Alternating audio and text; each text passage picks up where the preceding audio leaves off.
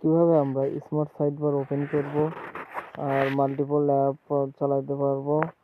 আর যেমন এরকম যে আমরা অলরেডি ওখানে আছি, তারপরে আমরা এটা ওপেন করলাম, এটাও চলবে।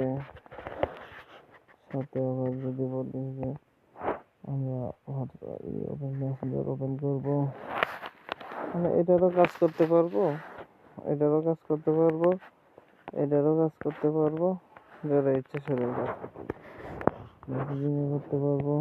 এখানে দেখে দেখে আমরা টাইপও করতে পারবো, সব কিছুই করতে পারবো। এই প্রসেসটা আজকে দেখাবো। আমরা চলে যাবো সেটিংয়ে।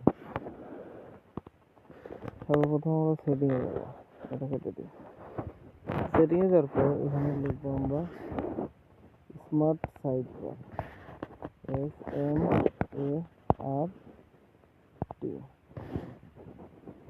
স্মার্ট। তারপর লিখবো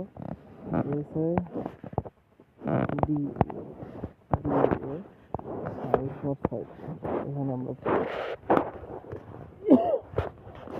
চলে যাওয়ার পরে এখানে আপনার অপশনটা অফ থাকবে। আমার যেহেতু চালু আছে সেই ক্ষেত্রে আমার অপশনটা অন আছে।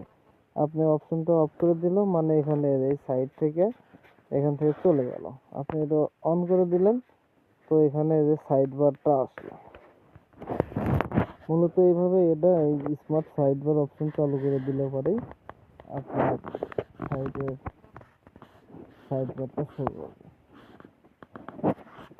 মূলত আজকে এই ছিল ভিডিওটা ভালো লাগলে লাইক করবেন, কমেন্ট করে জানাবেন আপনার প্রবলেম, আমি সলভ করে দেওয়ার চেষ্টা করব।